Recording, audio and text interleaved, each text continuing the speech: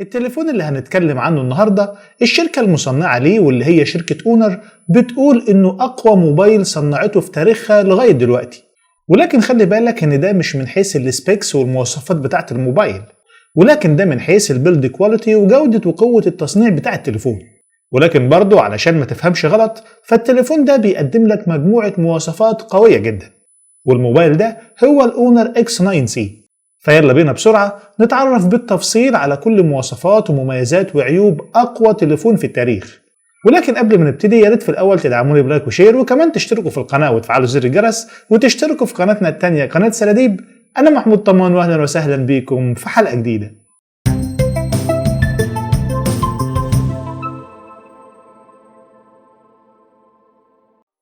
أولا وبالنسبة لأهم حاجة في الموبايل ده واللي هو التصميم، فالتليفون بيجي بنفس الشكل والديزاين المعتاد لكل أجهزة اونر مؤخرا.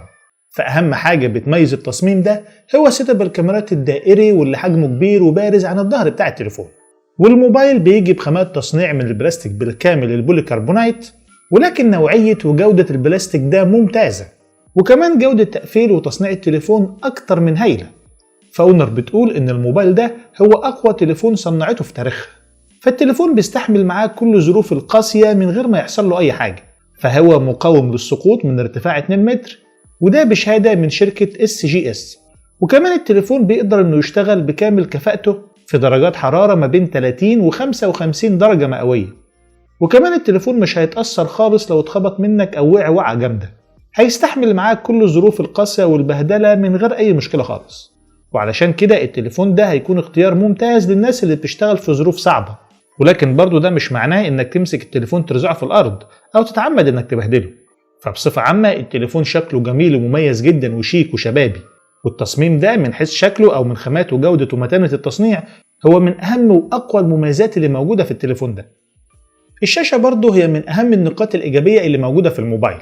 فالاكس 9 سي من اونر بيجي بشاشة كاملة، واللي بتيجي بنوتش كده عامل زي بتاع الايفون اللي اسمه فلوتنج ايلاند الجزيرة العايمة، ولكنه حجمه أصغر منه بكتير. والشاشة دي كمان شاشة كيرفي منحنية الأطراف، وده هيزود أكتر من جمال وشياكة الموبايل. فالشاشة دي هتحس كده إنها مصبوبة أو متعشقة في الفريم بتاع التليفون. والشاشة دي حجمها كبير جدا 6.78 بوصة من نوع أموليد بجودة فول اتش دي بلس، بكثافة بكسلات 2700 في 1224 بكسل، وده هيدينا 437 بكسل لكل بوصة في الشاشة، ودي كثافة بكسلات أكتر من ممتازة خصوصا مع حجم الشاشة الكبير ده. والشاشة دي بتيجي بأبعاد عرض كبيرة 20:9، وبتستحوذ على 90.7% من حجم الواجهة بتاع التليفون كله. فالشاشة الأموليد بتاعة الموبايل ده هتقدم لك أداء خرافي، وده من حيث درجة حدة وتشبع الألوان اللي بتظهر على الشاشة، خصوصا كمان لما تعرف إن الشاشة دي بتيجي بمليار لون، وده هيخلي الألوان اللي بتظهر على الشاشة دي تكون في منتهى الدقة والوضوح. ألوانها بتكون مظبوطة قوي، كل حاجة بتظهر على الشاشة دي بتكون في منتهى الجمال والدقة. وكمان الشاربنس بتاع الشاشة دي هيعجبك جدا، فالكلام والتفاصيل والايقونات اللي بيظهروا عليها بيكونوا واضحين ومتشافين بشكل كويس قوي. وبرضه من اهم المميزات اللي موجودة في الشاشة دي انها بتيجي بمعدل تحديث ريفريش ريت 120 هرتز، وده بالتالي هيخلي اي حاجة تشتغل معاك على الشاشة بتاع الموبايل او اي حاجة انت بتعملها على الموبايل تشتغل معاك بشكل سلس وانسيابي جدا. وبرضه من اهم المميزات اللي موجودة في الشاشة دي هي درجة سطوعها، فهي بتيجي بدرجة سطوع ممتازة وقوية جدا بتوصل لغاية 4000 نتس، وبالتالي انت مش هتعاني بأي شكل من الأشكال وانت بتستخدم الشاشة دي تحت أشعة الشمس المباشرة. وكمان حواف في أطراف الشاشة تقريبا مش موجودين، فانت مع الشاشة الكبيرة الكاملة الكيرف دي اللي من غير أي حواف تقريبا هتحس كده وانت بتستخدمها انك منغمس جواها بشكل كامل. وهي بصراحة من أفضل الشاشات اللي بتيجي في فئتها السعرية، وهتقدم لك أداء ممتاز في عرض أي محتوى عليها من أي نوع. أما بقى بالنسبة للأداء فهو برضو من أهم وأقوى المميزات اللي هتعجبك جدا في الموبايل. فالتليفون بيجي بمعالج هو من أفضل المعالجات اللي موجودة في الفئة المتوسطة، وهو السناب دراجون 6 جين 1. ولكن برضو للأمانة ده مش أفضل معالج بيجي في الفئة السعرية اللي بيجي فيها التليفون ده. والمعالج ده طبعا داعم لشبكات الجيل الخامس وبيجي في تليفونات كتير محترمة جدا. فهو معالج اوكتا كور ثماني النواة، وبيجي بتردد لغاية 2.2 جيجا هرتز بدقة تصنيع 4 نانومتر، مع معالج رسومي كويس جدا وهو الادرينو 710. التليفون بيجي ب3 نسخ، نسختين بسعة تخزين 256 جيجا بايت مع ذاكرة عشوائية 8 و12 جيجا رام، والنسخة الثالثة فبتيجي بسعة تخزين 512 جيجا بايت مع ذاكرة عشوائية 12 جيجا رام. ولما نيجي بقى نتكلم عن الأداء بتاع التليفون ده، فهو بصراحة هيقدم لك أداء كويس جدا وهيعجبك في المهام والاستخدامات اليومية المعتادة، زي استخدام تطبيقات السوشيال ميديا والتصفح والمكالمات وكل الحاجات دي. التليفون هيقدم معاك فيها بشكل ممتاز، مش هيقابلك فيه أي تهنيج أو لاج أو تقطيع من أي نوع. كل التطبيقات اللي انت متعود تستخدمها بشكل يومي مستمر هتشتغل معاك بمنتهى السرعة والكفاءة، مش هيقابلك فيها أي مشاكل خالص. وكمان التليفون ده هيقدم لك أداء مميز جدا في المالتي تاسكينج أو المهام المتعددة. هتقدر انك تفتح أكتر من تطبيق في الخلفية وتتنقل ما بينهم بمنتهى السلاسة والسرعة من غير ما يقابلك أي مشكلة خالص في التليفون، وده مهما كانت التطبيقات دي تطبيقات كبيرة أو تقيلة. فالتليفون هيقدم لك أداء مميز أكتر شوية في الحتة دي بتاعة المالتي تاسكينج والمهام اليومية. وبرضه أداء التليفون ده في الجيمز هيقدم لك أداء كويس وهيعجبك، يعني أنت هتقدر تلعب كل الجيمز الخفيفة والمتوسطة بشكل كويس أوي، هتشتغل معاك بشكل هايل، مش هيقابلك فيها تهنيج أو تقطيع من أي نوع. وبرضه في الجيمز التقيلة اللي بجرافيك عالي فالتليفون هيقدم لك فيها أداء كويس، هتقدر إنك تلعب الجيمز دي على إعدادات جرافيك عالية هاي من غير ما يقابلك فيها تقطيع أو تهنيج يزهقك من اللعبة أو يفصلك منها. ولكن للأمانة يعني علشان أكون واضح معاك إن التليفون ده مش هيقدم لك أفضل أداء في الجيمز في الفئة السعرية دي، في تليفونات تانية هتقدم لك أداء أفضل منه، ولكن اوفر اول يعني التليفون هيقدم لك أداء مقبول، مش هتحس إنك متضايق من أداء الموبايل. نفس الكلام ده برضو ينطبق على الكاميرات، واللي هي كاميرات كويسة جدا. فالإكس 9 سي من اونر بيجي بكاميرا خلفية ثنائية، الكاميرا الأساسية بتيجي بدقة 108 ميجا بكسل بفتحة عدسة اف 1.8، وهي كاميرا وايد وبتدعم خاصية الأوتو فوكس وبتيجي بمثبت بصري OIS. أما بقى الكاميرا التانية فهي كاميرا الترا وايد الخاصة بالتصوير بزاوية واسعة وبتيجي بدقة 5 ميجا بكسل بفتحة عدسة اف 2.2، والكاميرتين دول ملحقين بفلاش LED من قطعة واحدة. وبصراحة الكاميرا الأساسية بتاع الموبايل ده هي كاميرا أكتر من ممتازة، كاميرا هايلة جدا وهتعجبك قوي، هتقدم لك صور مبهرة. فأنت هتقدر باستخدام الكاميرا دي في الإضاءة القوية أو في ضوء النهار إنك تاخد بيها صور ممتازة، جودتها هتعجبك قوي، جودة محترمة. الألوان بتاعت الصور اللي أنت هتاخدها بالكاميرا دي بتكون ألوان حادة ومشبعة بشكل كويس قوي، ألوان مظبوطة، مش هتحس إنها بهتانة أو مفرقعة، والتفاصيل اللي بتظهر في الصور كتيرة ودقيقة وواضحة. هتقدر باستخدام الكاميرا دي إنك تاخد صور رايقة قوي. وبرضه بالليل أو في الإضاءة الضعيفة فالجودة بتاع الصور ما بتقلش كتير، بتفضل محافظة على جودتها بنسبة كبيرة.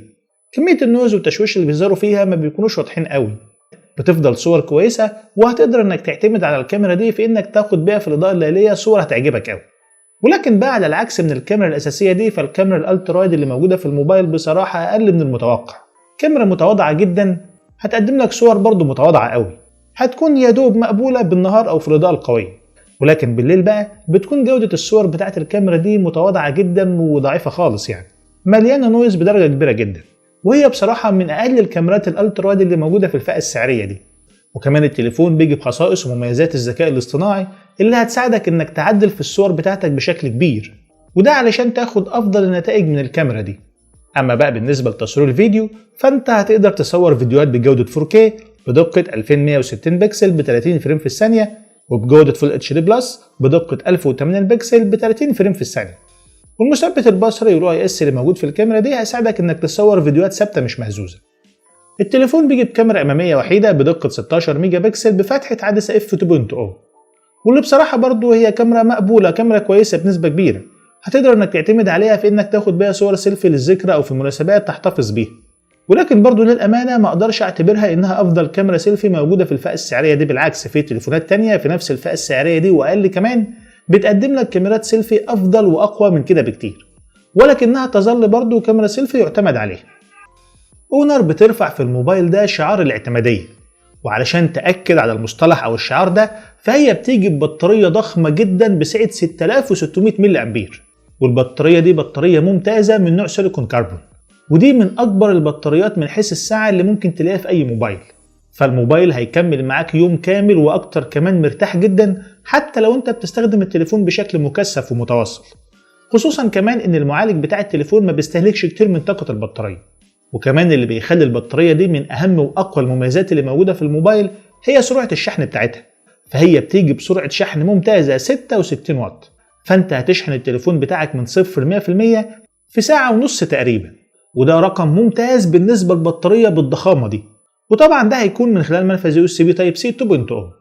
وكمان التليفون بيدعم الشحن العكسي علشان تقدر تستخدم الموبايل كباور بانك تشحن باقي جهاز تاني. وطبعا دي برضه هتكون ميزة اعتمادية جدا علشان البطارية الضخمة بتاع التليفون، هتقدر انك تعتمد عليها يعني في انك تستخدم التليفون كباور بانك. التليفون بيجي باحدث نظام تشغيل اندرويد 14 مع احدث واجهة مستخدم من اونر وهي الماجيك او اس فيرجن 8. واجهة ممتازة ومحترمة جدا، اداها خفيف وسلس على الموبايل، مفيش فيها اي بجز او مشاكل ممكن تضايقك. وكمان فيها مميزات كتير قوي زي انها بتدعم وضع الدارك مود بالكامل، وهتقدر من خلالها انك تعمل نسختين من تطبيقات السوشيال ميديا وتقسم الشاشة لجزئين علشان تستخدم تطبيقين في نفس الوقت. واجهة حلوة شكلها ظريف، الانيميشن والايقونات بتاعتها كويسين جدا وهيعجبوك.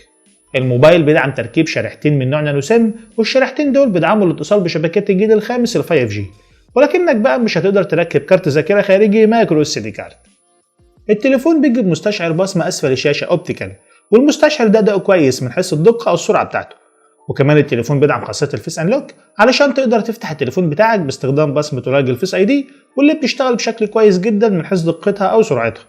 وبرده من أهم المميزات اللي موجودة في الموبايل ده إنه بيجي بسماعات ستيريو، والسماعات دي صوتها كويس جدا من حيث العلو أو النقاء بتاعها، واللي هتقدم لك مع الشاشة الكبيرة الكاملة الكيرفي اللي بدقة ونوعية ممتازين اللي موجودة في الموبايل. تجربة مالتي ميديا سواء في مشاهدة الفيديوهات أو لعب الجيمز هتكون مبسوط بها جدا. التليفون بيجي بمستشعرات التقارب والتسارع والضوء المحيط والبوصلة، والجي بي اس اللي في الجهاز أداؤه ممتاز من حيث الدقة أو السرعة بتاعته.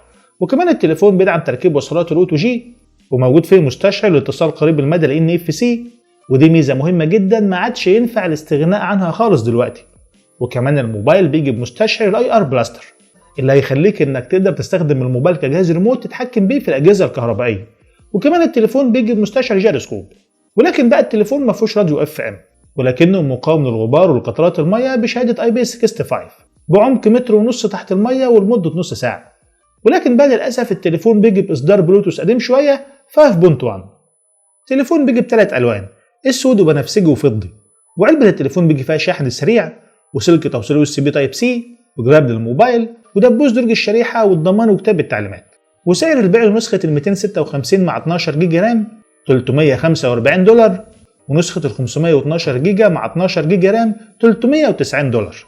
أول ما التليفون ده يكون متاح للبيع في السوق هسيب لكم لينكات الشراء تحت في صندوق الوصف علشان اللي حابب يشتري التليفون ده. الأونر X9C هو موبايل فئة اقتصادية محترم جدا، فأونر ركزت في الجهاز ده إنها تقدم لك أعلى مستوى من الاعتمادية. فالسيل بوينت أو أهم نقطة مبيعية في الموبايل إنه يستحمل معاه كل الظروف القياسية والصعبة، وده من غير ما التليفون يحصل له أي حاجة. واللي بيكمل التجربة دي هي البطارية الضخمة جدا بتاع التليفون اللي هتكمل معاك اليوم كله، وده مهما كان استخدامك تقيل وشق للموبايل. وعلشان كده أنا شايف إن ده هو الموبايل المثالي للناس اللي بتقضي يومها كله بره البيت في ظروف شغل صعبة، وعايزة تليفون تكحرته وتهينه من غير ما تشغل بالها بيه. وكمان بالإضافة لده التليفون بيجي بمجموعة مواصفات في المجمل محترمة جدا وهتعجبك قوي، فالموبايل هيسد معاك في كل حاجة انت محتاجها او بتعملها عليه. وطبعا وفي نهاية الحلقة احب اشوف ارائكم وانطباعكم على التليفون ده في التعليقات اسفل الفيديو.